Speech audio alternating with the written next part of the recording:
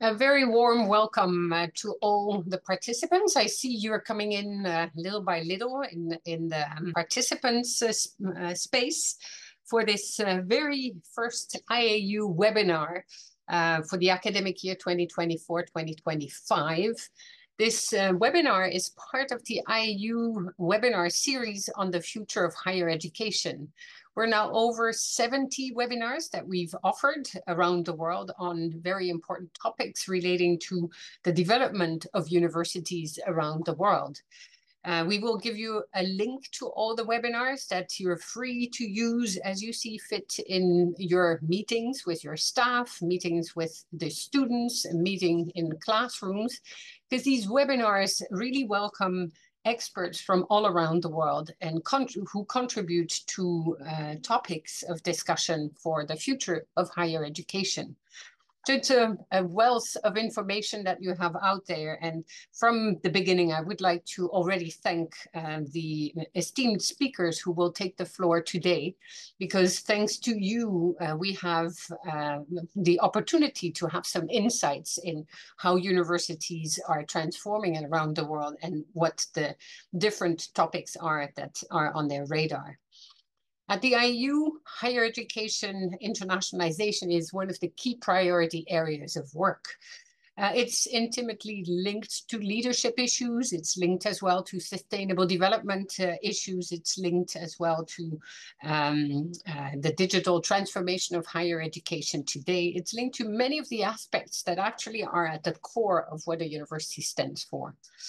And we wanted today to highlight some of the aspects coming out of the global survey on internationalization that was conducted by Giorgio Marinoni, the manager internationalization at the IAU. And that global survey allows to also look more deeply into specific aspects of internationalization in particular regions around the world. And today we will focus on the internationalization of higher education in the MENA region. We will look at trends and we also will try to discuss future scenarios. Where do we go? As you know, the Middle East and North America, the MENA region, is one of the youngest regions of the world. So according to the OECD, more than half of the population is under the age of 30. Such a young population demands for access to higher education. I was at the University of Manouba just only 2 months ago, and I could see the thirst for higher education in that young people express and how they want to actually access quality higher education. We've had similar discussion at Qatar University as well. We've had conversations at the University of Saint Joseph to hear from the new generations coming in what they want from higher education and how they want to engage also with the global goals. And that requires for them to have opportunities to also engage in internationalization opportunities. So a young population with a high demand for quality access to higher education, with dynamics that are very specific to the region, and that's what we will debate. Because there is this expansion, but the overall enrollment in the end in higher education is remaining too low for the region and also compared to data in the rest of the world. So how does that translate then when it comes to internationalization? Because if you have less people in the system, less people with the opportunity to also then engage with global topics, what will be our future? We need all the voices on board and at the table to work together towards a better socio-economic, cultural, and dynamic development of society at large around the world. So this webinar in particular will look at internationalization in the MENA region, starting with a presentation from relevant trends from the 6th IAU Global Survey on Internationalization presented by Giorgio Marinoni, the IAU Manager Internationalization, who's already with us on the screen. And then we have esteemed speakers from around the world who will be better introduced by Giorgio later, but already a warm welcome to Marcello Scalisim, who's the director of UNIMED, Mediterranean Universities Union. And warm welcome and thank you for being with us. We have long cooperation. I'm very pleased to have you with us. Cesar Wazen, who's the director, International Affairs office at Qatar University, also a long-term colleague and friend, I would say, all of you, when it comes to working closely on these topics. We never count hours, we work around the clock and really connect people from around the world. Carla Eddé, the Vice-rector for International Relations at Saint Joseph University, Beirut. Warm welcome, and Nabil Cherni, the Assistant Professor, Faculty of Letters, Arts and Humanities, the Department of English at La Manouba in University in Tunisia.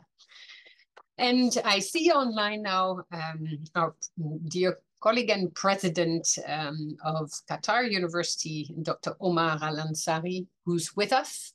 A warm welcome, and thank you very much for opening this particular webinar today with us. So I'm pleased to give you the floor and take the floor back afterwards just to segue into the presentation. So Dr. Al-Ansari, very pleased to see you online after having met in person at your beautiful university, and the floor is yours.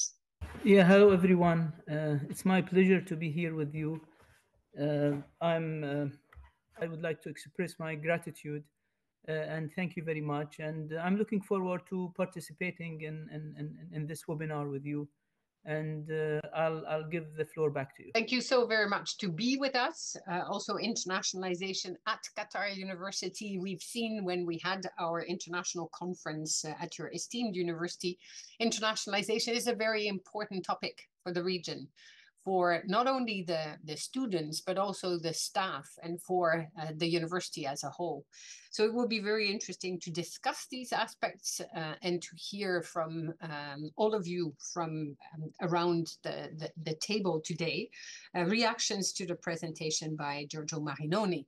And Cesar, thank you for being with us later as well to dig deeper into the specificities of the University of Qatar, for Carla for specificities at University Saint Joseph in Beirut, and Nabil for the specificities when it comes to Tunisia and maybe the Maghreb and the University of Manouba in particular. And Marcello, you have an eagle eye and an overview for the Mediterranean region, and that will be wonderful also as an input. Also connecting it to your own research as UNIMED on internationalization when it comes to connecting cooperation and international relations. So very pleased to give the floor to you, Giorgio, as an expert in the field and on really reflecting on the specificities for the MENA region from the 6th IAU Global Survey on Internationalization. The floor is yours. Thank you very much, Hilligje. First of all, let me thank you and thank the University of Qatar, Professor Al-Ansari and Cesar Wazen for co-organizing this webinar, which is very interesting because it's zooming in one specific and very important region of the world, which is the MENA region, Middle East and North Africa. So I will have a presentation. I will present only a few results of the global survey, focusing on the result in the MENA region, of course. And after this, we will have a panel discussion with esteemed colleagues, esteemed experts, who will interpret the result, but also contextualize them in national context, because the survey will provide a global and a regional perspective, but of course we have also national diversities, and that's what the esteemed colleagues will do in their presentation. So you should be able to see my presentation at this moment. Hopefully it works. So as I said, what I'm going to present are some results of the IAU Global Survey on Internationalization. This global survey was a trilingual survey which was conducted last year, in the first half of last year, between January and June. It was a survey which was done in 3 different languages, English, Spanish, and French. And very important here is something that I want to underline. It was an institutional survey. So we asked higher education institutions to provide only one reply, which would represent the institutional understanding of internationalization. We were able to collect responses from 722 higher education institutions in 110 countries and territories around the world. And this number was sufficient to conduct a statistically relevant analysis, both at global level, but also at regional level in 6 different world regions that I will present you in a while. Both the report and executive summary, a shorter version, are freely available on the IAU website. After the webinar, the presentation will be available on our website, and you will be able to download the report if you have not done that yet. So let's have a look at the regional distribution of replies, because it's pretty interesting. And here we have kind of 2 different groups of regions. On one end, we have Europe and Latin America that responded, if you wanted, more than they should have, because they had a very good response rate. On the other end, we had North America and Asia Pacific, which are underrepresented comparing to the weight of their higher education institution in the world. When we are coming to the region which is of interest of today, so Middle East and North Africa, the response rate in Middle East or North Africa was pretty good, because it's just even slightly overrepresented, if you want. So this is a very first good result of the survey, that the region is quite well represented. Let me now present some results. Let me go to the core of the presentation.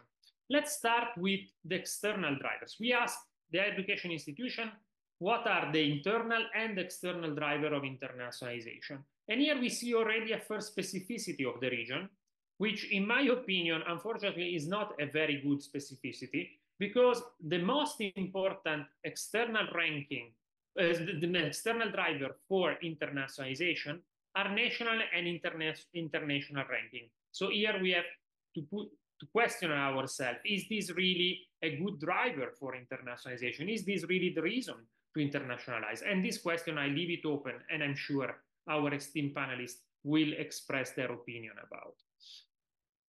Let's move to something else now. Let's have a look at internationalization policy, strategies, and activities.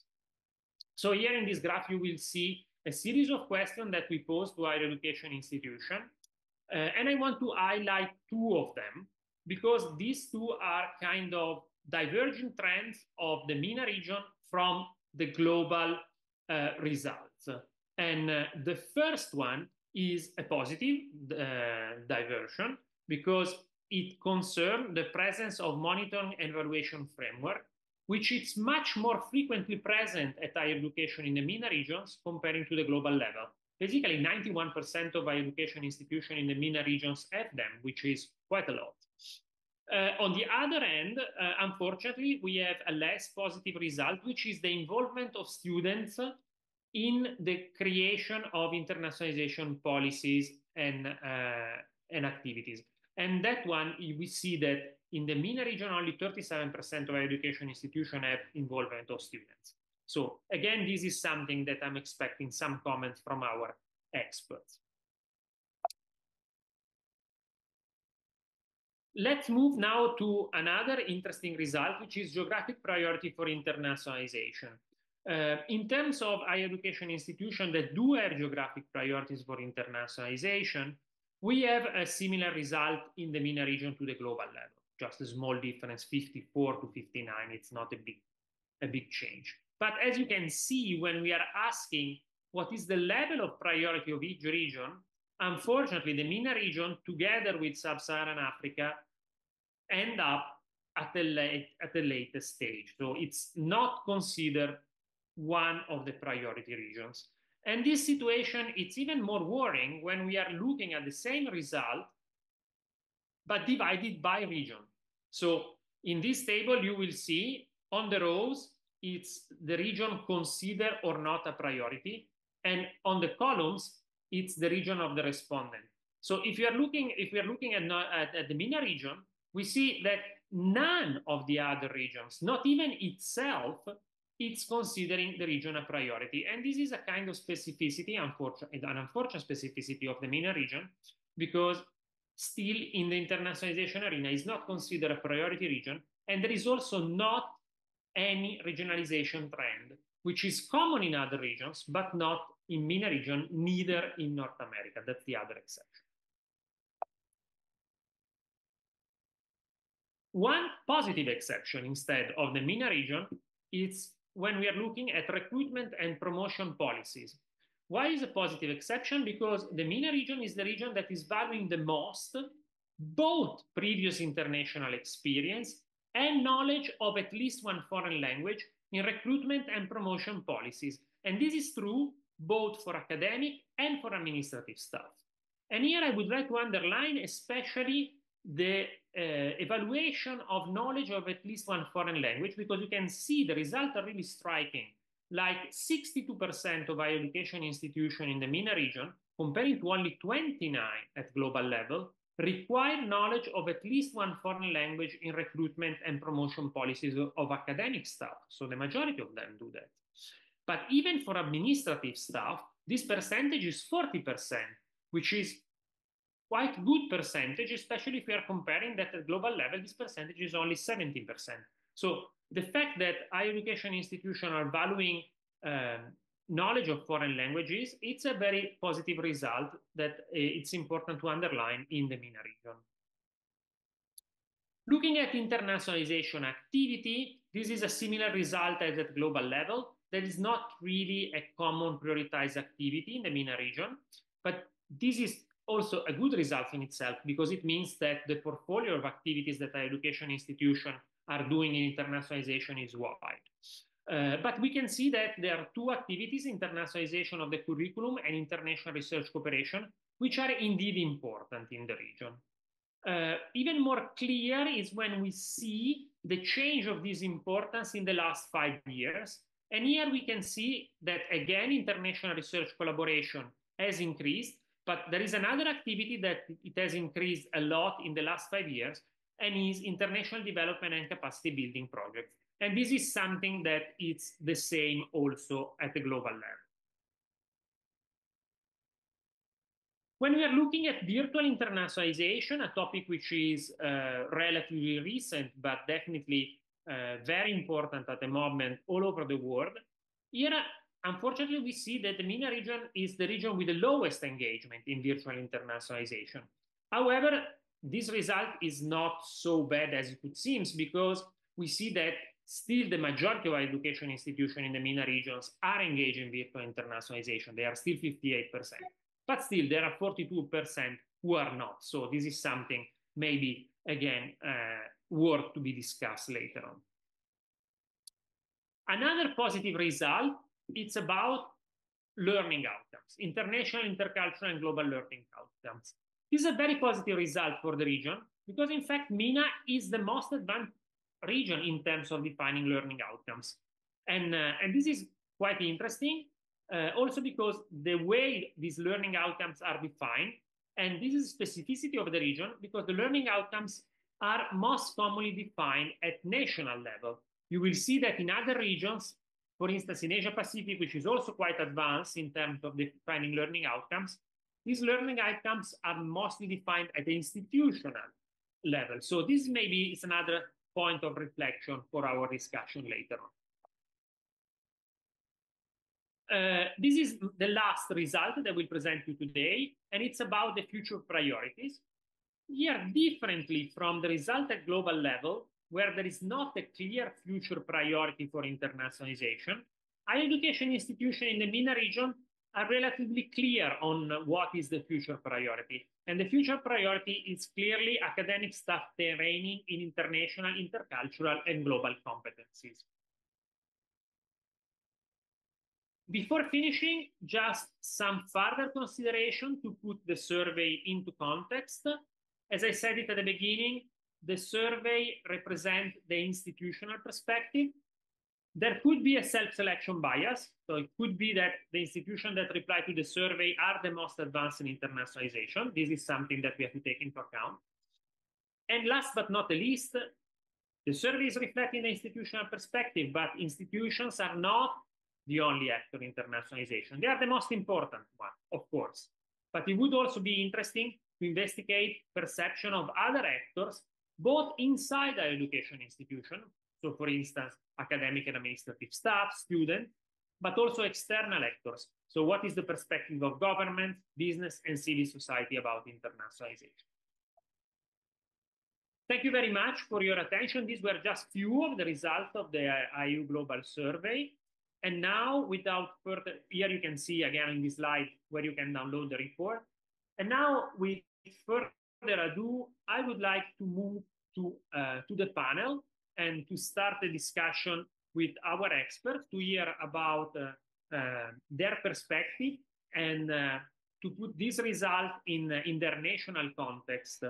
So the panel discussion will last about 45 minutes. I think we have enough time. So I will start with Marcello Scalisi, the director of UNIMED. So Marcello, you have a wide experience also from the global region, the Mediterranean region, and you conducted recently, UNIMED conducted recently a very interesting study on internationalization of higher education in the Mediterranean region. So my first question for you is, how do you see this result coming from the global survey with the results that are coming also from your study? Are you surprised? Is there something that surprised you, or everything is in line with what you expected? And what can you bring us more from the regional perspective? Thanks a lot, Giorgio and Hilligje, first of all, for organizing this webinar to try to underline the importance for internationalization for MENA region, which is one of the critical issues in the global survey, and also for the global survey itself. The work that you have done was not only impressive, the results that you collected, but also the participation of universities that show us that internationalization is still a priority. It's an important topic for our university, independently where they are from. I think that the most of the results that we have relating to the MENA region fits well also with the results of our survey, of our research, of our reports. That seems that was published, if I remember well, 2 years ago, no later than 2 years ago. And the situation now is totally diverse if you look at the region, at the region in itself, because now we are facing, unfortunately, this conflict among Israel and Hamas, which is affecting Palestinian universities, but not only, of course, Palestinian students, Gaza students, but also the situation in the Middle East, generally speaking. And these call the attention of all of us about what the universities can do in such a particular situation. Looking to your presentation, looking to the survey, in particular to the data collected for the MENA region, I have some issues that I would like to, in a way, underline, also reflect on what we can do at national level, at regional level, at university. In particular, first of all, the issue that I already announced in my brief introduction, the MENA region is not a priority for internationalization. This is something that where, in particular, a network like UNIMED, we have 168 members from 25 countries of the Euro-Mediterranean region and beyond. Well, first of all of us, UNIMED, the UNIMED members, to do something more. Why we are in such a situation? For the stability of the region, for the political situation, for the difficulties that European universities face in internationalization with those countries, or for the lack of autonomy of universities in that region, because this is something that we have also to clearly underline, clearly reflect on, to work on. The Mediterranean region, as we are used to say, is not a monolith also for the university system. Lebanon is a particular case, totally different than the Tunisian case, totally different than the Algerian case, and so on. So every country, they have their own peculiarity. But there is some issue that is quite common and that could, in a way, create an obstacle for internationalization, which is the lack of autonomy. And we have to be clear on that.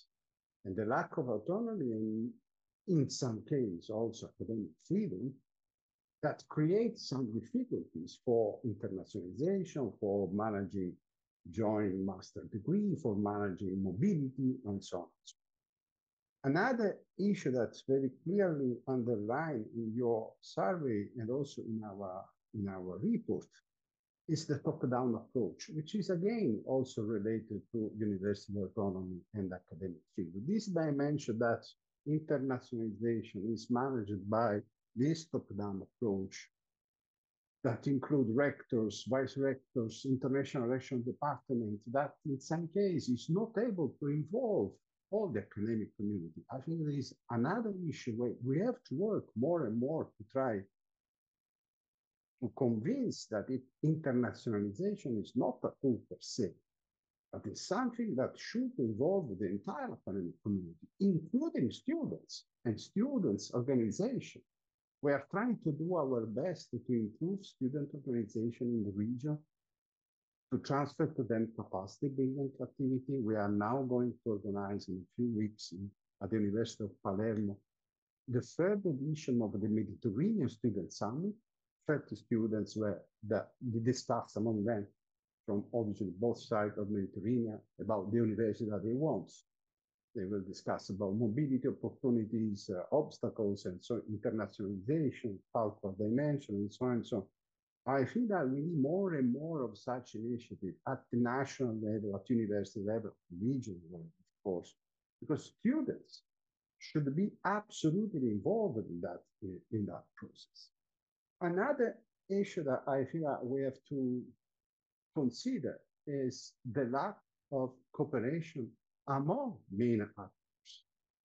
This is something which is also contributes to create some obstacles to internationalization, let me say it north-south. Because university in the south, they have very few opportunities in terms of south-south cooperation. Obviously, they have something, but there are no frameworks where to have, for instance, a huge program of mobility for researchers, for academic staff, for professors, for students among many regions. These probably also reinforce the dynamic of internationalization. Let me conclude my first round. I hope that there is another possibility to come back after listening to the other colleagues. There are two issues that I think that in the real report are very relevant. The obsession of ratings, let me say the obsession of ratings, is something where we have to work. All of us are not. Rankings are absolutely important, are indicators that we have to use in the best and the right ways. But I sometimes talking with rectors, colleagues, and so on, it seems more an obsession than a real tool that could help the university to self-evaluate and how to improve, how to address their investment to improve the quality of the university. And this comes back also to the lack of autonomy, because if universities are not able to manage their money, how they could create the right framework to improve the capacity and so on. And another issue is, again, funding and making strategies related to the funding available. I think that the lack of resources in Southern Mediterranean and Middle East is not for all Middle East and North African countries. Of course, Middle East and North Africa and Near East, the lack of funding is quite relevant, important. Problem, I think that is another point that should be also underlined in our reflection, in our research activity, in our capacity building projects, in our conversation with the ministries of higher education. But I would like to come back to the political dimension again and to the political situation. 2 years ago, the European Commission decided to launch, jointly with the Union for Mediterranean, the idea to organize the first Union for Mediterranean conference on higher education. The conference should be organized in November last year. Then, obviously, after the 7th of October, everything has been. And we don't see the end of this. And it's absolutely urgent, obviously, in addition to many other priorities, of course. that we call the attention of our politicians, both sides, European Commission side, European member states, and Southern Mediterranean states, Middle Eastern African states, about the importance of education and higher education in particular, and how to have common strategy, common policy framework. Otherwise, we are just talking about the efforts of every single university. And through that, I see that it would be very difficult to change the situation. As I stop here, and I hope that I was on time. Thank you very much, Marcello, for this very profound reflection, I would say, and also for being very open on showing the challenges that the region faces. I would like to pass the floor now to Cesar Wazen to give the perspective of the University of Qatar, but not only, also a perspective from the Gulf region, which is a very important part of the MENA regions, and somehow maybe also a little bit different from other parts of the MENA region. Cesar, the floor is yours. Yes, thank you, Giorgio, and thank you, Marcello, because you put the framework. In fact, I hope to give more than the Gulf region perspective, being Lebanese myself also, and having been in international education in the region, and for a while. From your slides, Giorgio, and from the survey itself, I like to highlight three, just for the sake of time. I'd like to highlight three of the main things that I think are important and that are interrelated. Definitely what Marcello mentioned, which is the high importance of rankings in internationalization, the attractability of the region, and the foreign language use. So basically, I see that these three are somehow, we need to put some perspective into these numbers so that we are fair to the region and to the people and institutions from the region. As you said in your report so well, it's a very heterogeneous region. Usually people would like to assimilate it with camels, deserts, and maybe some wealth in some parts of the region, some war in other parts of the region. But it's a very rich, it's richer than most people might think. It's wider, it's more, diverse. So, if I want to talk about attractability, in fact, it has two different things that maybe the survey did not show. And I'm starting with attractability on purpose because everybody is expecting me, I'm sure, to start with rankings. It will come later. Don't worry about it. I'm fond of rankings. It will come, but I decided to think out of the box today. So if I want to talk about that attractability. Yes, the Gulf region might be more attractive than, and in order not to offend anyone, I'll take the example of my own country, Lebanon. It might be more secure for people to send their kids to Dubai, Qatar, Saudi Arabia than to send them to Beirut, sadly enough. However, this is not, in fact, the things, the way things go. The high reliance on rankings is making the region attractable in other perspectives. In international research networks, we do have a high level of international research network, and it showed in the survey, as you can see in one of your graphs. It was clear.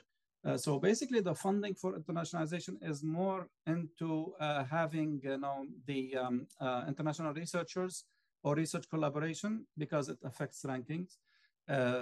Supposedly positively, especially if it's done in the right way, in the correct way, to be more, accurate.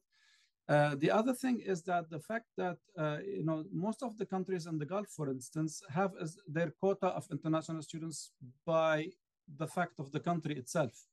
Say that Tunisia is made up of Tunisians mostly. Emirates, Qatar, Bahrain might be a different perspective in the sense that a lot of international students are in fact kids of expats. They live in these countries. They've been born sometimes in these countries, and these countries have been nice enough to provide them with the possibility of pursuing their higher education, so that they can keep their parents in town. So basically, this might skew also the data of attractability and the fact that the effort is not being done really to get to host students from abroad or to host faculty members for the sake of internationalization. It's basically for the sake of either catering for the existing population or for a better result in ranking. And then, I would also go to the foreign language part where, again, it's a different perspective. One is that it's a colonial issue. Most of the countries in the region, sadly enough, were colonized at some point, mostly by British or French, colonials, a very small part by Italians. So also, to give it credit to Italy, if it's a credit. So basically, we have also a colonial kind of legacy that made it a must to have more than one foreign language, even taught from the zero level of high school, from schools. In fact, from day one, from daycare, we are exposed to at least two languages. And it went on also, again, casting the doubt on rankings, and it went on to become a major issue in terms of research that at some point, now things are changing, hopefully, but at some point skewed the results towards English-speaking medium of research and language in university level.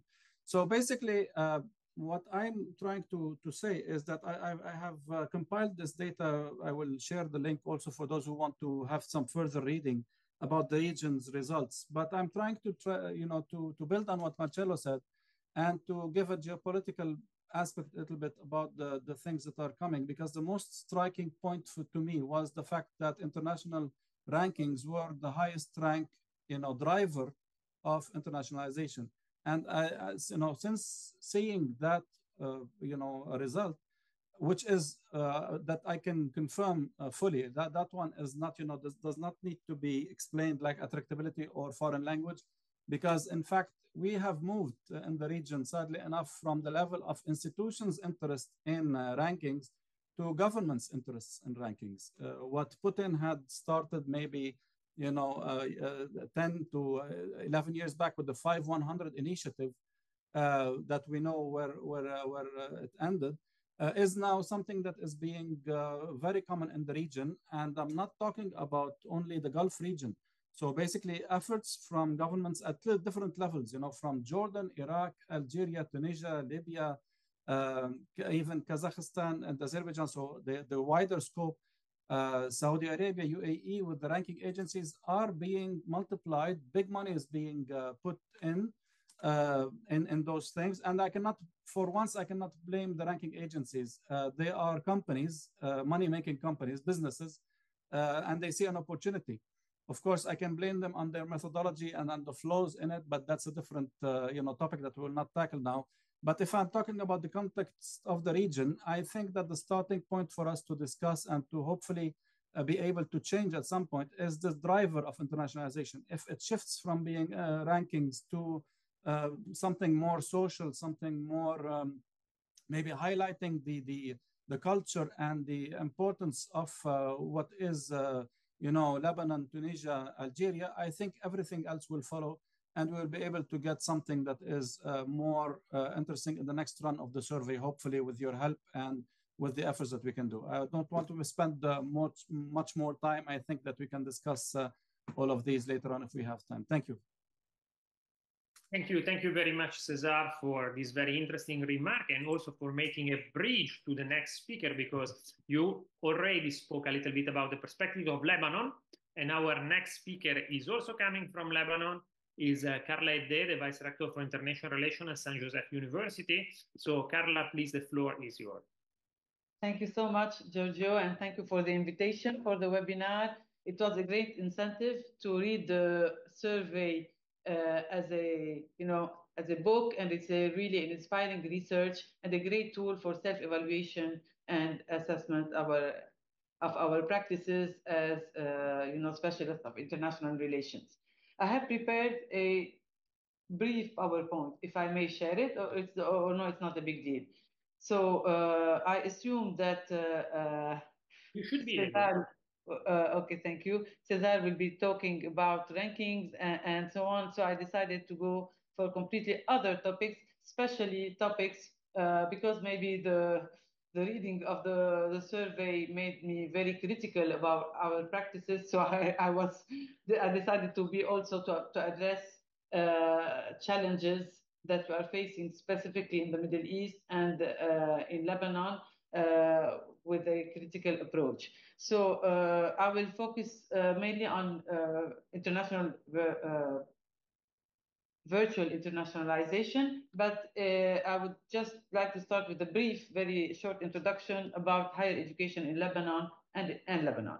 So Lebanon has a long experience in higher education since the 1990s, as elsewhere in the world. Higher education institutions have multiplied in a somewhat uncontrolled manner when it comes to Lebanon. This means that standards of higher education in Lebanon vary greatly between institutions, even though we have, of course, several internationally known universities. As of today, we have one public university and more than 35 private higher education institutions, non-for-profit, for-profit, Lebanese, and international, also until today. So what is the link with virtual internationalization? We need also to add in the context, as Marcello was tagging into the crisis and the wars in the region. So Lebanon has been facing a multi-layered crisis. It's been for years now, and it's evolving and is very dangerous for the country, its youth, academic life, and so on. Internationalization, regionalization is part or is the problem and is the solution for so many people in Lebanon and elsewhere. So it's difficult to distinguish between internationalization of higher education and what's happening in the country. And so we are in this kind of contradictory situation where we kind of all say that international interference is what is makes problem to Lebanon, but we all want to go international at the same time. So international seem positive, especially when it's applied to higher education institutions. And this is when virtual distance education in Lebanon comes in the picture, because we have internal and external obstacles. Internal obstacles, you address those obstacles in the survey. And so you have many parts or paragraphs where you describe very good or very well the situation. The definition of internationalization in Lebanon, in my institution, is still focused on mobility of students and mobility of staff. So, of course, according to a recent study, 30% of Lebanese in general and 60% of those between the age of 18 and 25-year-old want to immigrate. So mobility is what interests people most in our institutions when it comes to internationalization. And of course, there are other obstacles. This kind of national culture, everything that is international is good and is better than Lebanon today. But of course, we have also academic and legal issues of virtual distance education in Lebanon. A bill of law has been under consideration by the Lebanese parliament since 2014. So it's been more than 10 years now. During the pandemic, the Ministry of Education and Higher Education issued decrees authorizing distance learning.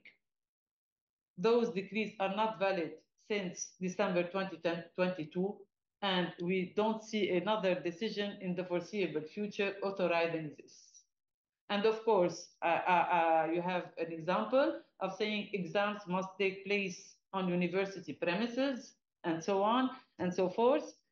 Of course, this is related to some problems we face with online degrees, with hybrid and online degrees, that some institutions, higher education institutions in Lebanon, you have thousands of students, international students registered. And it's, of course, a political matter. So today, only international universities in Lebanon can offer online degrees. For the Lebanese higher education operating in Lebanon, online offer is limited to webinars, blended education in the curriculum, virtual exchanges as extracurricular activities, online languages courses, professional diploma, professional certificates, and so on. And this is yet another issue about internationalization that maybe we will be discussing later on. So yes, it's kind of understandable to see why virtual internationalization has its limits. And we need, of course, to address this challenge because we will be facing a huge digital gap if we are not able to address it. But of course, to address it, we need, for example, your expertise as International Association of Universities. We need capacity building projects. We need sharing lessons and best practices. Thank you. So I would probably add on another issue if time allows it. Thank you. Thank you. Thank you very much, Carla. Can you please stop screen? Thank you very much. Thank you very much for this very interesting perspective on a different topic that was highlighted in the survey, which was virtual internationalization. And now, with further ado, I would like to move to our last but definitely not the least panelist, Professor Nabil Cherni from the Faculty of Letters, Arts and Humanities of Manouba University in Tunisia. Professor Cherni, the floor is yours. Thank you so much for the invitation, and thank you for this very interesting work that really highlights some of the structural issues being faced by the different universities, despite actually also important structural differences at national, regional, but also at local level. We know that higher education institutions have evolved and developed from different backgrounds in the region.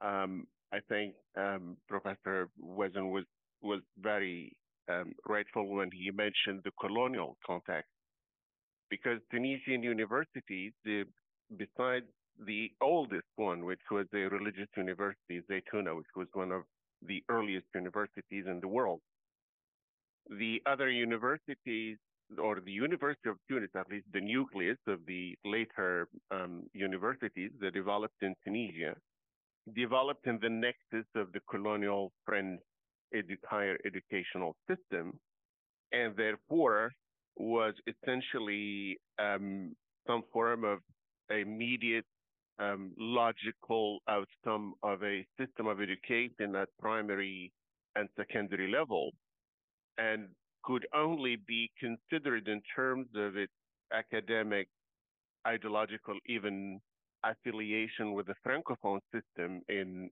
Africa. And that was dominant not only in Tunisia, but Tunisia, Algeria, Morocco, Senegal, and all the other former colonies. And that's why internationalization at that time was actually more considered in terms of language maps. Now that French is losing momentum, the language policy is emerging, and it's a very, very crucial one today. And we see the trend in Tunisia today that using English as a medium of instruction is becoming one of the top priorities of some of the private institutions, but also of the public institutions. I mentioned two institutions, a college of business and management with a quite good reputation, MSP, which is using English as a medium of instruction and has been able to make important international visibility breakthroughs. The second one is MSc, hosted by Manouba, and it is a school of engineering that offers education and training in geomatics and environmental engineering. This is the aspect of language, which actually was at a certain time both some form of a criteria of mapping and considering Tunisia to be only Francophone and not allowing it to be even in contact with Italy, the closest neighbor of the South, or of the Middle East elsewhere. But then there's another issue now, and it is the question of internationalization and the student population. I give you just approximate figures. We have about 350,000 students, the global population of students in Tunisia. But if you compare that to about around 70,000 Tunisian students studying all over the world, globally, that is in Europe, in North America, and some other emerging universities. This number shows actually and very clearly that Tunisian students, especially the top students, prefer to go and start their education elsewhere than actually to do it in Tunisia and wait to go and continue at MA or doctoral degree level elsewhere. Those Tunisian students that study in the UK, in France mainly, but now more and more in Germany, but also in Ukraine and some other former Eastern countries, not all of them come back to Tunisia. And actually, that's quite problematic because it actually it is a factor of impoverishment because it takes the good students from the local context and takes them elsewhere, and somehow it breaks the bond of or the possibility or the bridge of a possible communication between those two institutions. Now, when it comes to the question of, for example, faculty recruitment, promotion policies, etc. In Tunisia, like elsewhere, I think it's also the case in Italy and elsewhere, we have a very rigid system of recruitment that pays people the same salary regardless of their international experience. And that's why a large number of Tunisian faculty prefer to go and teach elsewhere, where they can have a fairer tax, definitely, yes. Because in Tunisia, it's more like of a civil service system, where the salaries are exactly the same, and where international experience is not valued by the public universities. It is more and relatively better valued by the few private universities. Now, a word about the private universities, which often happen to be some form of joint venture with other foreign institutions, but also some form of a brand name given locally. I take, for the example, we have La Salle, Laval, Paris Dauphine, etc. All of them have small institutions here. They are private, and they do offer the international curriculum locally with the possibility of going also and joining those institutions elsewhere. And that's also giving internationalization another meaning, which is more decided by the business perspective of higher education. When it comes to virtual internationalization, we must admit that maybe with the exception of Morocco, that is making little progress. In Tunisia, universities have remained very, very conservative, privileging in situ and some form even of a hybrid education rather than a fully virtual one. But I think one of the big reasons here is essentially also the mobilization of the resources and the means that would allow offering the courses online and switching to another mode. On another note, when it comes to learning outcomes, you have mentioned in your study that actually the MENA region is distinguished itself by this factor that learning outcomes are defined at national level. And this is some form of standardization of the degrees requirements. I take, for example, humanities to have a degree in languages or in engineering. The students must follow or must at least have obtained the credit for a specific number of courses required and which are compulsory. But the question here is that actually this is a rather rigid framework that does not allow universities to innovate at any level. And so when they want, for example, to offer something new, and inspired by the moment. I give an example. One of the universities offering, the possibility of a degree in applied artificial intelligence. But the discussion here, whether the degree should be engineering, should be considered in terms of international requirements or the national requirements that are set and fixed by a law. When it comes to mobility now, and I think here I would like to confirm what has been mentioned by Professor Adam, and it is the increasing restrictions on the mobility of both students and faculty. We have been witnessing more and more some form of European policy that privileges sending funds to local unit labs or creating ventures rather than allowing some form of free mobility. That is, if somebody is needed from Tunisia, Morocco, or Algeria, they may go where they can go for a period. But then the visa restrictions are making it very, very difficult for students to go from one university to the other, despite the fact that mobility is also problematic. That is, I take an example. If a student goes from Tunisia to Europe and takes a number of credits, they will have actually to explain how they would include them in their own courses.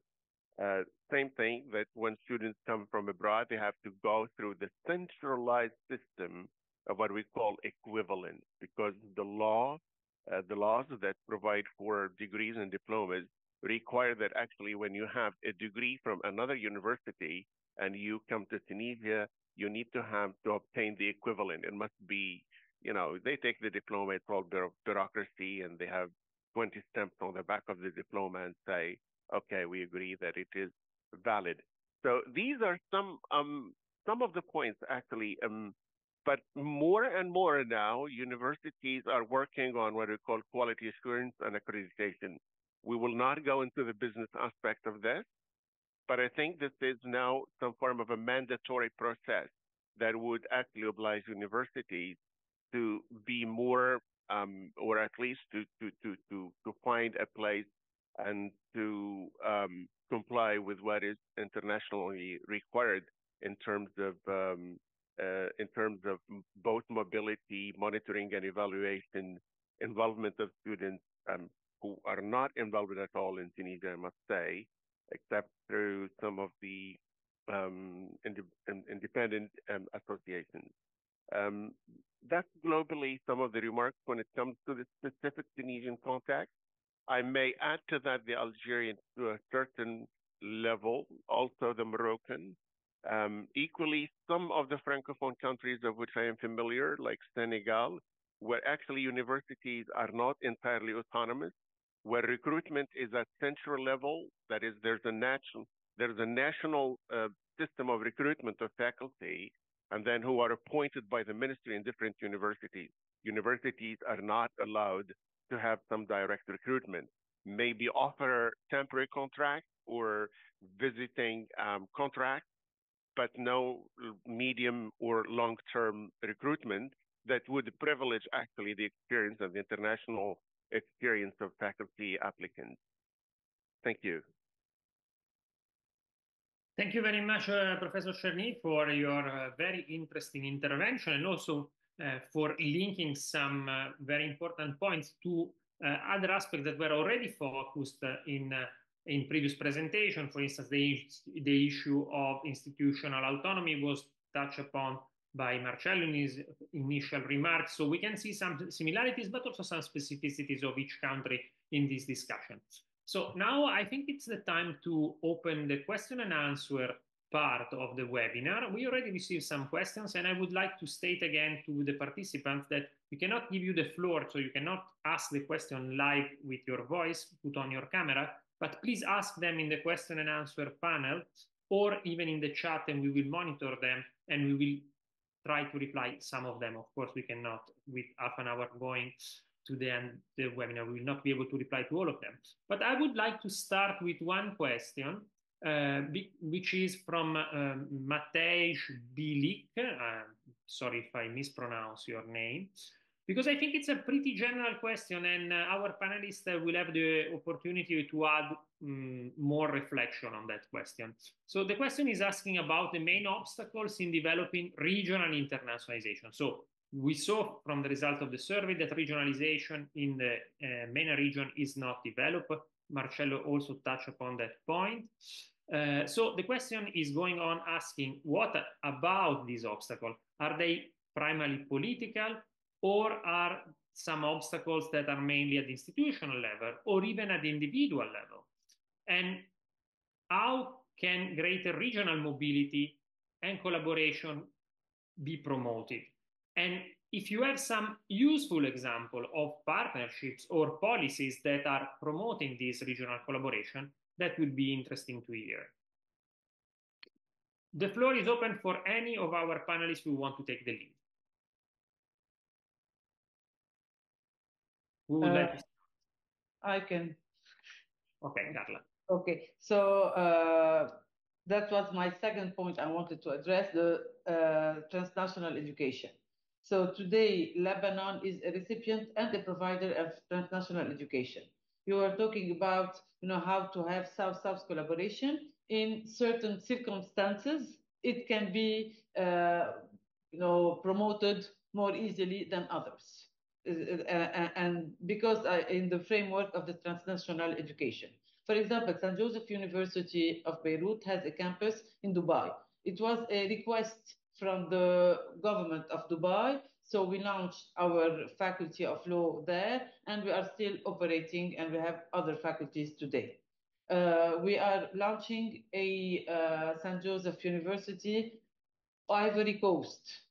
So this is kind of South-South collaboration, because I was talking about, the crisis in Lebanon. So we need to consolidate our institutions, and we need also kind of follow the Lebanese.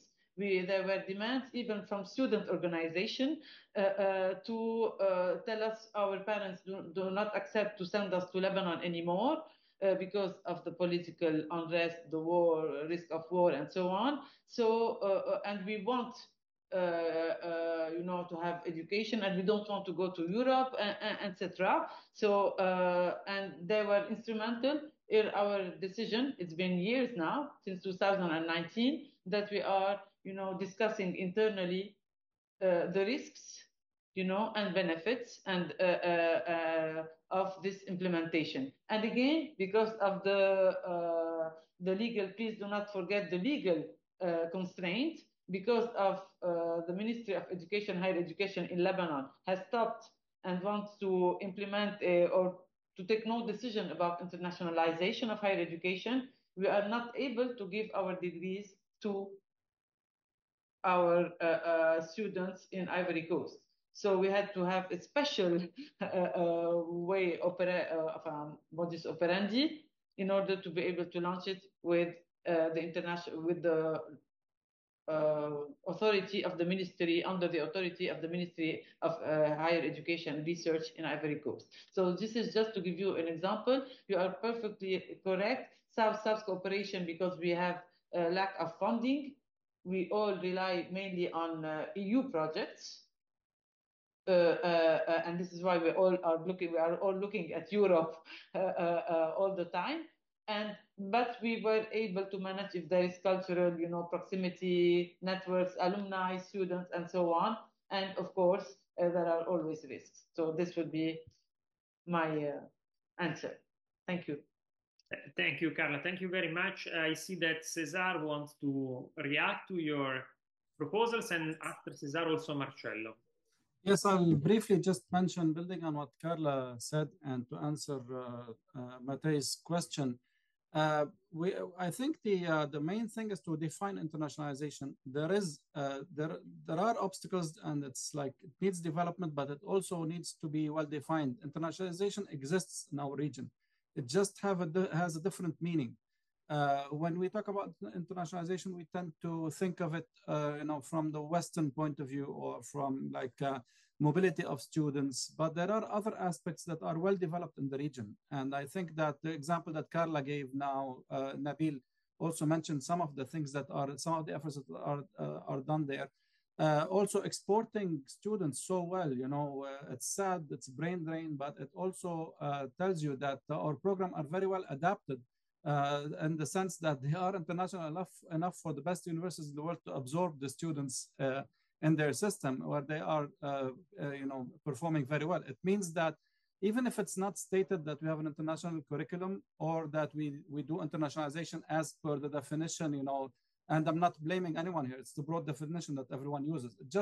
I'm just trying to tell you that one of the obstacles is, in fact, to really define what internationalization is in our perspective. And that also answers Omar's question about colonization. Not necessarily, it's not another way of colonization unless we take it as is. And this is what brings us back to the definition in the rankings. So if the rankings, for instance, take into account the fact that we cannot receive students. So you cannot measure us as you can measure Harvard or Yale or whatever, but you can measure how many students we export and how many faculty members we export and do really well and contribute to the ranking effort of these top universities in the world. That is another form of internationalization. I don't want to spend a lot of time on that, but I think it's a starting point to really define internationalization differently for the region. Thank you very much, Cesar. And Marcello, I think you also want to add something on this topic. Yes. Concerning obstacles for internationalization at the regional level, I think that there is not a problem of institution level, or at least there is some obstacles also coming at institution level, which is related to the capacity, not only financial capacity of every single institution to manage their internationalization. In some cases, in some countries, we just have the director of international cooperation offices, and that's it. This means that at the end of the day, that university is facing difficulties to improve their capacity and so on and so on. But there is not an obstacle, so it is the institutional level. All universities, at least for my experiences, want to internationalize more and more. I give you an example in numbers.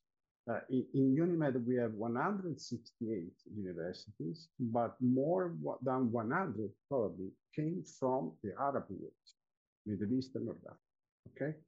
This means that there is a huge interest from their side to benefit of cooperating in a network like UNIMED, probably more than the Europeans, for several reasons, because European universities are already very well organized in managing their international strategies and so on, or because European universities are less interested to invest in the Mediterranean region. And this is a fact related to the political situation, as I said before. But I think that the most important issue for improving internationalization in the MENA region is a political level. I can talk just about the Euro-Mediterranean neighborhood policy, because we are, as UNIMED, focused on this bilateral connection among European member states, European Commission, and Southern Mediterranean countries, the neighborhood policies. Unfortunately, also the European Commission, considering the war in Ukraine, considering many other also economic priorities and so on, looking at Africa because there is a huge issue of migration and so on, they are showing, I don't want to say less interest in the Mediterranean, but the ends budget are reducing budget for what Carla mentioned, capacity building projects. They are just investing in mobility opportunities, but at the end of the day, the numbers are not so relevant. It seems that they are a little tired about that. I think that we have to work on this issue, because if European Commission lose cooperation with Southern Mediterranean countries, we lose the reason why we have to work in such an important region of the world. We should work together. We should improve our cooperation. There is this relatively new initiative of the European Commission called European University Alliances. And now European universities are very concentrated on this European dimension instead to continue to work internationally. I mean outside European borders. I think that we need to launch to improve and to try to skip the obstacles that we are facing, for instance, lack of dialogue with Europe, the Southern Mediterranean Ministry of Higher Education, lack of interest of Southern Mediterranean Ministry of Higher Education to work among their own neighborhood. We have to launch a Euro-Mediterranean University Alliance. We have a lot of difficulties, obviously, working together, but there are a lot of universities in the South that could manage it in a very high level, joint master degree, double degree, mobility for research opportunities, and so on and so on. If we are able to show that in the Southern Mediterranean region, there are capacity, and of course, there are some improvement needed. I think that we will be able, in a way or another, to convince the Minister of Education to define a clear strategy on internationalization, looking first to European universities, but not only, because new players in the region are arriving. A lot of universities in the South are working with China, with Pakistan, with Thailand, and many other countries are now playing an important role. Not forgetting Russia. I think that as Europeans, we should investigate ourselves, first of all, instead to ask to our colleagues of Southern Mediterranean what they have to do better. And in addition, let me say that the UNIMED exercise is quite, let me do some marketing if I may, is a quite relevant example because in a network we have both Europeans and South, Middle East and North African, where we have to discuss, where we have to share, where we have to adapt and adjust our vision, our policy on the basis of the needs of both.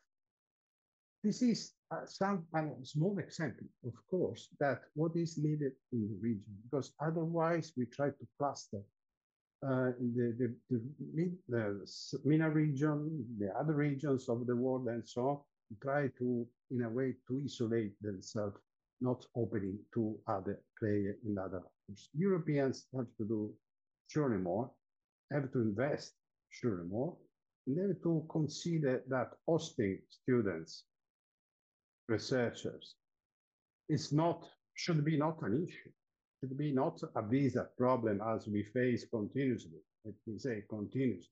We have money, but we are not able to use that money because a lot of these obstacles are unfortunately affecting our daily lives. Let me add, I saw that there is one question on Gaza. If in case there is some space to say something, I would like to mention what we are trying to do on that. Thank you, Marcello. Maybe I will come back to you on that question. And also I will come back to Carla because there is a specific question for her.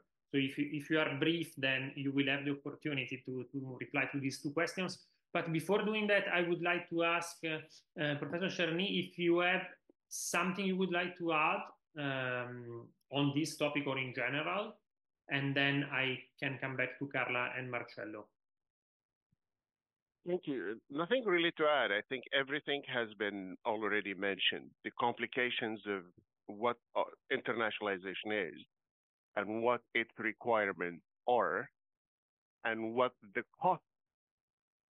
the cost it entails for universities, but also what is the predisposition of established Western universities and those of the South to be able actually to meet somewhere in the middle ground, including, for example, the question of cooperation and developing joint courses, etc. I give you a small practical example here. I like always to start from concrete things. Mediterranean vet schools have their own network, but they have failed to actually develop some form of joint emergency courses that would help them intervene in the case of a local animal pandemic. They have not been able to do that. They still have to wait for international organizations to do that. Two, agricultural and biology institutions have been trying to work on countering problems regarding threat to olive trees and olive groves, and we know the importance of olive groves in Spain, Italy, Tunisia, Morocco, and Algeria. And they have not been able to do that. They still have to try and find some form of framework through international organizations. And otherwise, they would be simply bilateral agreements with no impact. So internationalization actually, and here I go back to what has been mentioned by Cesar, it's internationalization. It's not only about hosting students. It's about all those students that we train locally and they end up going to key universities. I can mention the thousands of Tunisian universities that have made brilliant success and breakthroughs in European universities, but the credit would not go to the original universities that provided them with their basic training and initial training. That would go to the universities where actually they would graduate with MAs or PhDs. Thank you.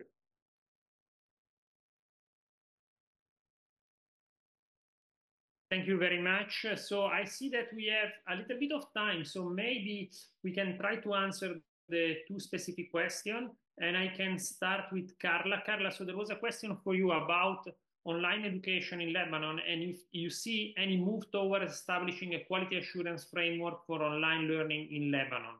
This is exactly the problem, because we don't want to encourage online degrees if it's going to be the jungle, you know? So we prefer not to have, even if it's for us as a, sorry, but somehow historical and respectable higher education institution, it's really a dangerous game, because we are not encouraging our faculty to go online because of the restrictions, legal restrictions. So it's really an academic risk for us. And at the same time, it's also a risk to, you know, to have no law and no framework. And this is exactly, and I would really like to thank, of course, all of you, and especially Marcello, for all, you know, to say that there needs to be political a decision to political solution to political problems, and to say that we should build capacity. Because again, I would, this time I will addressing you a question as International Association of Universities. Do we know about a kind of guidelines about online for at the international level, worldwide? Because I think that we all have, we are all facing problems, and this is why, so my response to the specific question, we need international, you know, sharing best practices, having capacity building projects, taking into account different contexts, because we experience the dangers of opening wide, you know, the door of online degrees for all higher education institutions. So I think that this will be an issue for all of us in the coming years, more for us in Lebanon. So as long as we don't have an accreditation agency, it will be difficult to have a law. And we're not pushing for it, even though it is really a danger for us as a Lebanese and proudly Lebanese higher education institution. Thank you. Thank you, Carla. I think we have just exactly the time for Marcello to tell us about the initiatives of UNIMED for Gaza, and then move to the conclusion with our Secretary General, Hilligje van Laan. Yeah, thank you, Giorgio. And let me add, before to go into very brief detail on Gaza, that I think that also in digital education, we need a regional initiative, because several countries don't have a law on how to manage digital education, even before COVID. In some cases, in some countries, they moved during COVID from physical education to online in one day, of course, as the others, but without a law. And also, even the COVID was not able to invite those countries to define a law how to manage online education. And I think that we need a regional dialogue at least, and then every country should decide whatever they want, but it's something that should be not under discussion. we are in that modernity. We can't imagine that we continue as well. About Gaza. In Gaza, 90,000 students, university students, obviously, they lost their right to education. Some of them, it seems, from 10 to 2,000, 12,000 are already abroad. But the majority are still in Gaza, and they are trying in a way or another. The universities, as you know, in Gaza are totally destroyed. And this is the reason why, jointly with the Najaf University, we launched the TESI initiative, which is the idea to try to support online education for Gaza students, obviously considering the situation as it is, where there is no connection, there is internet connection, there is a war, there is a conflict, people is moving continuously to try to save their life. We already did, thanks to Najaf University, some pilot initiative for in total 5,000 students. And now we have some experiences in a way to manage the big number. And we are discussing around, at least for the numbers that we collected, we are discussing about 40,000 students. We invited universities around the world to support us if they can offer online courses or in any case, open education resources and so on. At the same time, Najaf University is trying to manage the dialogue with students in Gaza. We are trying, obviously, to involve people on the loop, obviously, academicians from Gaza that are still in Gaza, that could help us until when, obviously, Gaza universities will be rebuilt.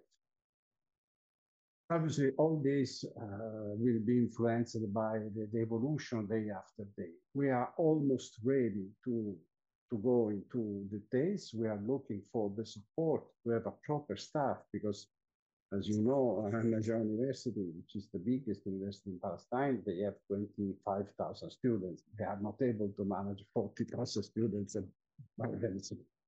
We are inviting international universities to help us, and we have to just to coordinate what the university offers, what the students need. Simple, but it is a huge amount of work. We are discussing with the European Commission, several international donors, and I hope that at some point we will be able to launch the big picture and the big initiative. In any case, we will try to do what is possible to do, considering the situation in the field, to continue to give the hope to students in Gaza, thinking that also during the conflict, they can think about their future. Obviously, I will write in the chat my email if in case some of you is interested to know more, please let us know. Thank you, Marcello. Before moving to the closure, I would like to give the floor to Cesar because we would like to add something, and then we move to Hilligje and the closure. Thank you, Giorgio. I don't want to take a lot of your time. It's just a question of Gaza that is, interesting to me specifically. I will just tell you that it's a test for internationalization, just like COVID was a test, because 80% of some universities has been put to the floor, 84 faculty members killed, 4 university presidents, schools, even high schools and schools are being destroyed. So basically, the question is, what would you be able to do? And UNIMED has given a very good example, but also what will you be allowed to do? Will you be allowed to really move into the right direction? I don't want to be political here, but double standards have been, all the way in this conflict across all levels. The solution is sadly enough political and not one that we can control, but it is definitely a test to internationalization, just like COVID was one. You can just take the example of rankings again. When Russia invaded or declared war to Ukraine, both big ranking agencies jumped directly to the banning of Russian and Belarusian academics and universities from the rankings, while nothing has happened until now for the Israeli universities. So maybe It's not the right solution, but I'm saying that double standards have always been here. And hopefully this will not be, it will be a good test for internationalization that will succeed to overcome it like it did with COVID. Thank you. Thank you very much, Cesar. Thank you very much to all panelists, and thank you very much to the participants. You were very active. You asked a lot of questions, and unfortunately, we do not have time to reply to all of them. But thank you very much for being so active. And now I want to give the floor to Hilligje to close this webinar and to give you appointment to the next one. Thank you very much, Giorgio, Nabil, Marcello, Cesar, Carla, and President Omar Al-Ansari, plus all the participants. Hundreds of more than 100 participants chatted in the chat, and your questions were excellent. Very important topics. And yes, Marcello, you opened the door with the elephant in the room. Of course, we have a survey. You have a survey. That survey dates back before the whole transformation of the region. And that is what you all also highlighted very, very forcefully. So we have a situation where internationalization is for some countries now entirely aspirational. And yet at the same time, we have these discussions about what is internationalization? How do we define it? What is it actually for? And what do we want to do together in order to address also the global goals, I would say, basically, and to address what is in front of us. And it's important that we offer the opportunities for the many to first have access to quality higher education. Your TESI initiative is a very important one for a particular group of universities. But then when we look at Lebanon, when we look at Qatar, when we look at Tunisia as examples, there are many other aspects that also prevent from the university to be developed as it could be, and it should be probably. And you also touched on another big elephant in the room, Marcello, that the others picked up as well. And that's the different values upon which higher education is built. And in particular, university autonomy and academic freedom. And to what extent can that be pushed into a reality in the future? I know that UNIMED also with IAU, but only very little, but we try to work on that together. It's very important to look at these values and see how they can be developed in the future in order to inform our politicians everywhere. And that's an important point you all made as well, to see the Mediterranean region as a very rich, diverse, incredible, and incredibly full of opportunities for the many to engage with and work together. So I think all of that you put on the table with very convincing dynamics. And I would like to maybe highlight a few of these dynamics here again and say that as an outcome, it is important that we work together first to work towards peace in the region altogether. That's point one. The second one is on values. I think the thing on autonomy, academic freedom, how to work towards that together, do something together to actually enhance it and to make it reality. I know that in Tunisia, for instance, it's a real issue. It is a real issue in many different countries in the region. It's an issue even in Lebanon.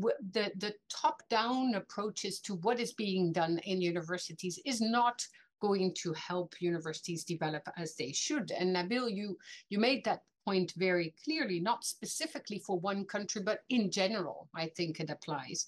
If you want to improve dynamics within an institution, if you want to transform a universities in order to offer the opportunities that are those that will allow for citizens to develop properly, then you need to have these basic opportunities for decision-making. Some of you also mentioned the issue of funding. Lack of funding is one thing, but the non-opportunity for funding to be administered in an autonomous way is another big issue. Then the recognition of diplomas is another one. The opportunity to define salary scales in order to attract people and to retain people, because the whole concept of brain drain was addressed in very different issues. And I liked your point, Cesar, on defining also internationalization as this huge contribution from the region to the rest of the world through international dynamics, which translate into immigration and brain drain in too many of the cases. The number that you mentioned, Nabil, was fascinating. Over 70,000 Tunisian students studying abroad, probably very few to ever come back to the country, but thus contributing to higher education elsewhere and to the development of societies in many different parts of the world. And that is the case for many universities or many countries around in the region. So there are many issues there that calls, as you said, Marcello, maybe for a regional consultation, but a regional consultation that is in dialogue, as you also all mentioned, with the other players. Europe is very important here, but other regions of the world as well, the whole of Africa, the Americas at large, the Arab world. I mean, all these different dynamics are connected. We know that the world is certainly not operating in any kind of isolation. And so these discussions are essential. When it comes to the political issues and what informs political decisions around internationalization, another big elephant in the room was the rankings, of course, and how do they inform the way in which universities will decide where to go, who to work with, how to attract, not to attract. And we have to move away from those. And Cesar, thank you for your long work on trying to actually transform the rankings in order for them to become much more conducive to a true transformation of the systems that is much more aligned with another question that one of the participants raised is, what about the social dimension? What about the return to society? What about all the other aspects that are far away from actually only financial incentives for internationalization, which is very much at the heart of everything. Yet one part in that dynamic, and that was also highlighted by all of you, the internationalization of research is extremely strong in the country. All of the people from the university systems around the Mediterranean contribute to research projects all over the world. And it's important to see how the benefits of that research is, again, going to inform the countries themselves, the higher education systems, and for this balancing act, the Foucault's pendulum to never stop in one side of the world, but for everything to come back to the region and reinforce how things can be done together. Virtual internationalization opportunities, yes, that has been highlighted by the many very interesting conversations and points you made about the framing of digital transformation of higher education today. You may look at what the IAU is doing in that field, also how it is trying to really foster a lot of conversation about this transformation of the higher education system with the opportunities that are out there for everyone to benefit from it, and how to address the challenges and how to monitor the opportunities for transformation. I would here maybe make a little bit of publicity for the Open University in Catalonia, a university that has offered extremely strong support in facilitating the capacity building of professors when it comes to moving from face-to-face teaching to online, and also looking at the validation processes and the monitoring mechanisms that come with it in order to indeed ensure not a jungle, as you said, Carla, but on the contrary, for very high quality opportunities for engagement using the digital opportunities that are out there today. So a lot of different things here where there is a need for much more conversation, also to understand where the future will lead the different countries around the Mediterranean, hopefully at a time where we will see that there will be conflict resolutions that will last, and that there will be a real future for the many, the point that you all made, because it impacts the region. People fear to go, people don't know what to expect, people don't know for how long people will be able to come, not come. So it has far too many implications for the university systems for too long, and we have to really work together to actually move us into the future.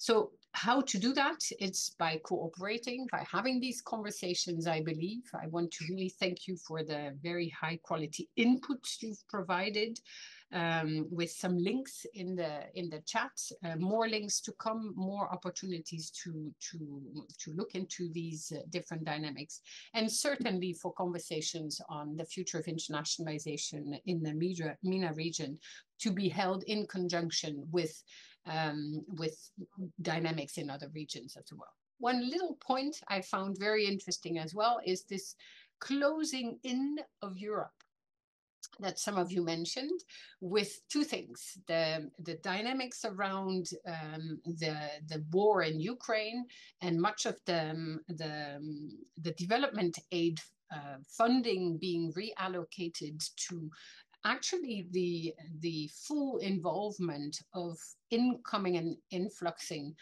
Ukrainian people into different countries, which has impacted very significantly donor aid flows of funding to other parts of the world. And there is, I hope, a future where we will see that opening up again, because that's one of the aspects. And the second point was this European university alliances, where the point was also made that maybe Europe needs to consolidate these, if that's a dynamic that Europe is interested in, because it is an internationalization dynamic at regional level, but never to forget that these will not fly high if it's not opening up again to working very strongly with the rest of the world, and in particular with the Mediterranean, because no alliance can actually lead to better improvement and development, if not also with the partners from all the different other parts of the world, and in particular now as we discuss it here with the MENA region. So there are many other points that I noted, but I'm not going to redo the webinar, but thank all of you for your very valuable inputs to the presentation made by Giorgio, for all the participants for your contributions. And I think this is only a start to many more conversations on the big importance for staying connected and maximizing on the opportunities, rather than seeing we have to all go to one part of the world and not to the other, but work together to make the difference for the future. So thank you, and I look forward to going to all your countries and working with you in the future.